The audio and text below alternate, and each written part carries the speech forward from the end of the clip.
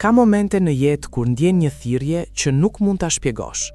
Nuk është një zë që dëgjohet, por një ndjesi e fortë që lind thellë brenda teje. Është sikur diçka po të thret, duke të kërkuar të ndalesh dhe të reflektosh për drejtimin e jetës tënde. Në fillim, mund ta injorosh. Mund të mendosh se është thjesht një mendim i zakonshëm ose një emocion kalimtar.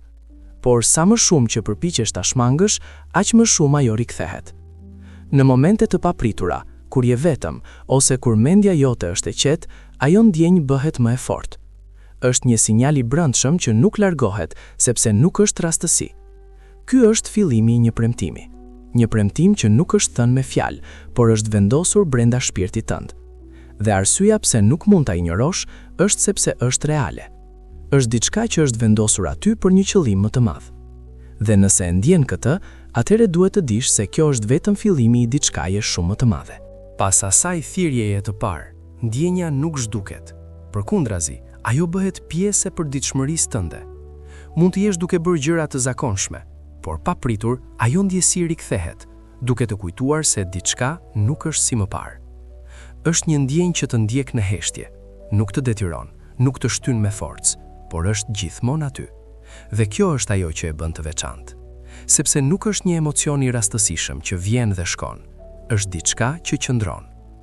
Sa herë që përpiqesh ta harrosh, ajo shfaqet përsëri, në heshtjen e natës, në një moment reflektimi, apo edhe në një ndjenjë të papritur gjatë ditës. Është si një kujtesë vazhdueshme se diçka më e madhe po ndodh në jetën tënde. Ky është një sinjal i qartë. Premtimi nuk është zhdukur, ai është ende aty, duke pritur momentin e duhur për t'u zbuluar plotësisht. Pas një kohe, mendja fillon të ndërhyj. Fillon të pyesësh veten nëse ajo që ndjen është reale apo thjesht një iluzion. Dyshimi shfaqet në mënyrë të qetë, por të vazhdueshme.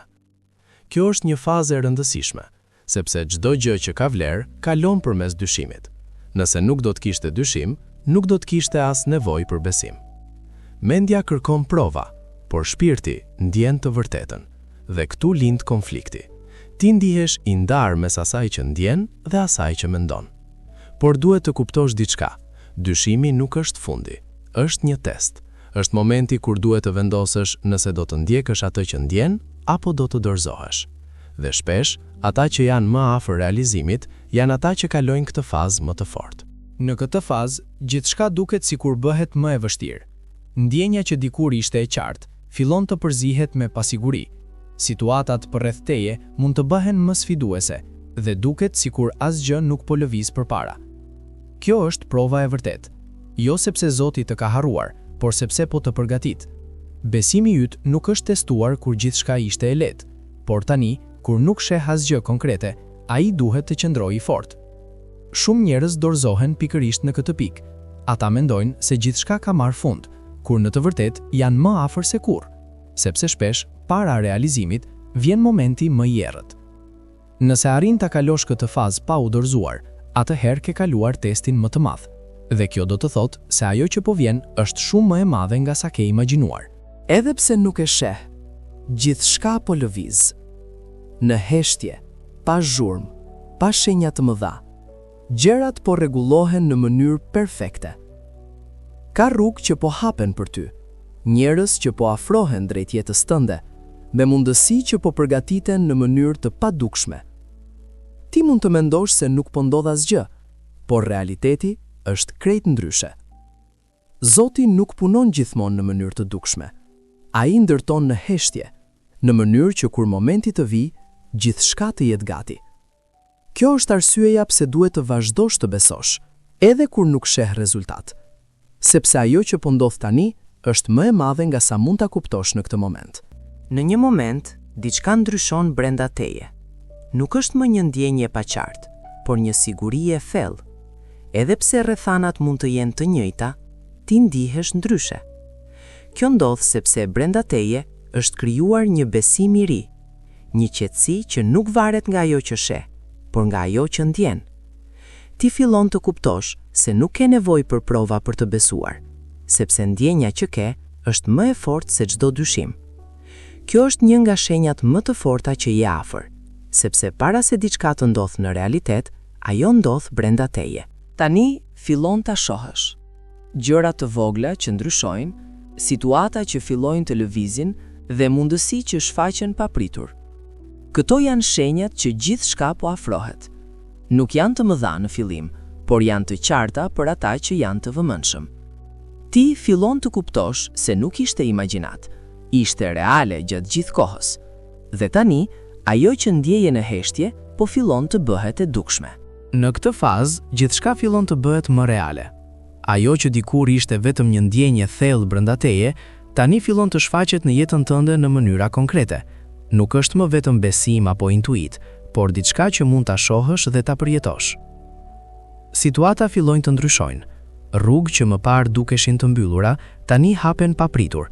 Mundësi që nuk i kishe imagjinuar, shfaqen në mënyrë të papritur.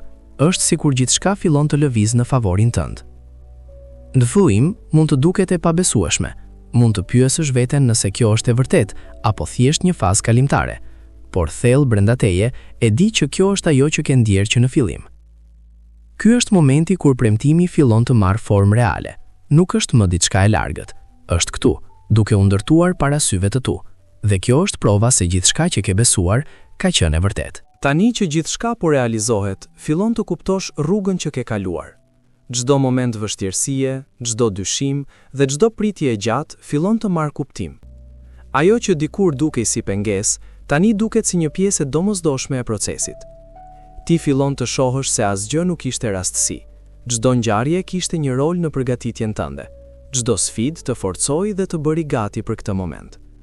Në këtë pikë ti nuk je më i njëjti person. Je më i fortë, më i qartë dhe më i lidhur me atë që ndjen brenda vetes. Besimi yt nuk është më i brisht, por i qëndrueshëm dhe i vërtet. Ky është kuptimi i vërtet i premtimit, jo vetëm realizimi i tij, por ndryshimi që ndodhi brenda teje gjatë gjithë rrugës. Dhe tani e di me siguri, nëse kjo ndodhi një herë, mund të ndodhë përsëri. Tani ke arritur në pikën më të rëndësishme. Pas gjithë kësaj rruge, pas gjithë pritjes dhe besimit, je përballë një zgjedhjeje. Ta pranosh atë që po ndodh dhe ta përqafosh plotësisht, apo ta injorosh dhe të kthehesh pas. Por nëse ke arritur deri këtu, kjo nuk është rastësi. Nuk është thjesht një histori që po dëgjon. Është një mesazh që lidhet drejt për drejt me ty. Premtimi që ndjeve në fillim nuk ishte imagjinat, ishte real. Dhe tani, ai është duke u realizuar para syve të tu. Mos lejo që frika apo dyshimi të ndalojë në këtë moment, sepse kjo është ajo për të cilën ke pritur. Kjo është ajo që ke ndjerë thellë brenda vetes për kaq shumë kohë. Nëse e ndjen këtë, shkruaj amen. Abonohu dhe vazhdo këtë rrugë me besim, sepse kjo nuk është fundi, është fillimi i një jete të re.